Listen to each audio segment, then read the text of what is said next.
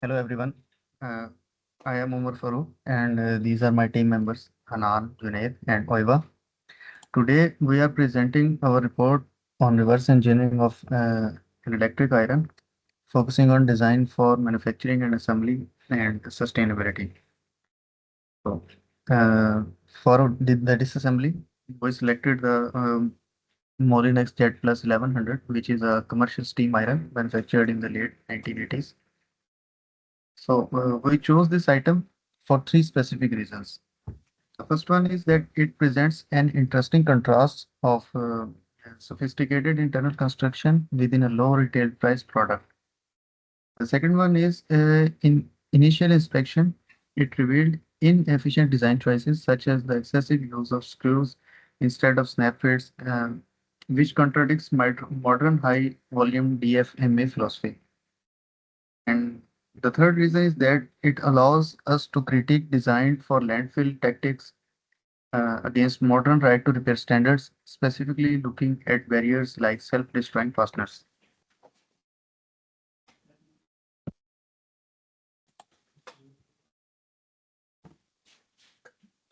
This slide shows our chosen product in its full assembled state. As you can see, it is a standard steam-based design intended for normal domestic use. Externally, its tolerance are quite lax, being cheap commercial grade, allowing for some play in the manual alignment of thread piles. During the disassembly of our product, we encountered the first major barrier. The iron itself uses hidden security screws. We had to use specific divers to access the deepest housing screws. This design choice actively discourages repair and thus forcing the user to discard the product if it fails. Here is our iron fully disassembled. We mapped the component into four main sub-assemblies, this being the heating and salt plate, the enclosure, the water tank, and the electrical assembly.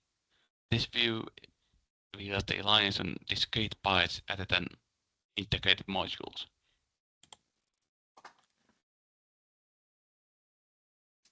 Okay, so let's move to methodology.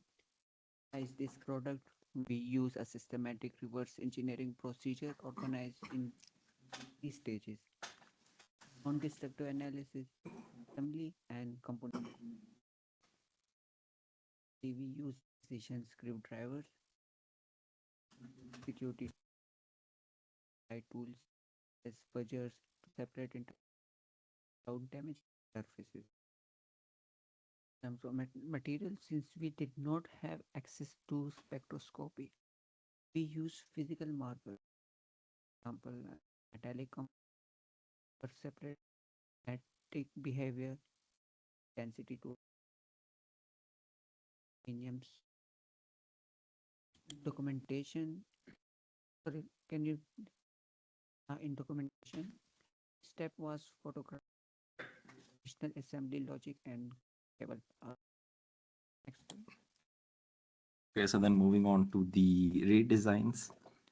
For the sole plate, we suggest a modular bolted assembly instead of the current high pressure die casting method.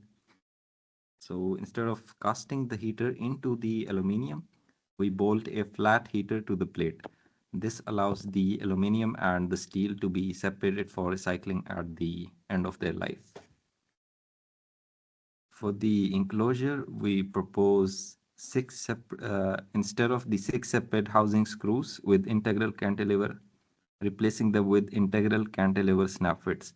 These eliminate the fastener costs and speed up the entire assembly process.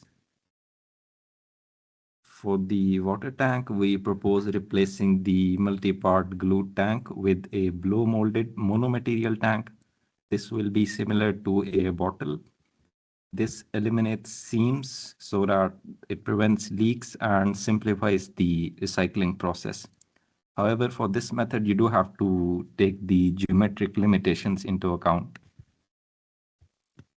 Okay, so here are some of the further improvements. For the thermostat unit, we recommend replacing the bimetallic strip assembly with a solid state NTC thermistor. This will allow for no mechanical wear as time passes. And for the temperature dial, we recommend that instead of the conventional pad painted ABS material, we use a in mold labeling. This will make sure that the graphics are permanently embedded into the plastic layer so that they do not wear over time. And for the back cover, we suggest that we go from the current blind snap fits to serviceable active snaps. These will have accessible release points so that you can do non-destructive assembly. Okay. So starting with the results of our redesign validation, the quantitative impact was significant. As you can see in the graph, the total weighted score of the product improved by nearly 30 points, representing a 62% increase over the original design. The most dramatic improvement was seen in two specific areas: DTFX aspect, which increased by 40 points, and the sustainability score, which jumped from 30 to 75 points. This confirms that by removing mechanical fasteners and simplifying the tank assembly, we can significantly improve assembly efficiency while simultaneously making the product environmentally sustainable. Next slide. So, moving to our discussion and interpretation, we analyze why the original design scored so low. We found that the manufacturing choice of high pressure die casting for the sole plate prioritized thermal performance at the direct expense of repairability. Furthermore, the discovery of hidden security screw on such a low cost appliance served as evidence of our deliberate anti repair strategy. Our study confirmed the hypothesis that the high fastener count was like the primary drive of assembly inefficiency. We must note, however, that these findings are limited by a single unit sample size and the use of physical rather than like chemical material verification. Next slide. To summarize, the current state of this iron is a classical example of a mature product where component unit cost has like prevailed over serviceability. The reliance on distant fasteners and multi-part tanks creates barrier to both manufacturing efficiency and circularity. Our purpose solution focuses on three our proposed solution focuses on three key changes: transitioning to snapfit architectures, adopting blow mold monomaterials, and modularizing the heating element.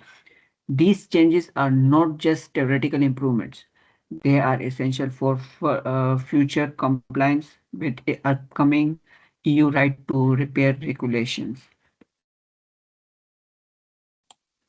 And then these are our references. And thanks for your attention. You can leave any questions you have in the comments.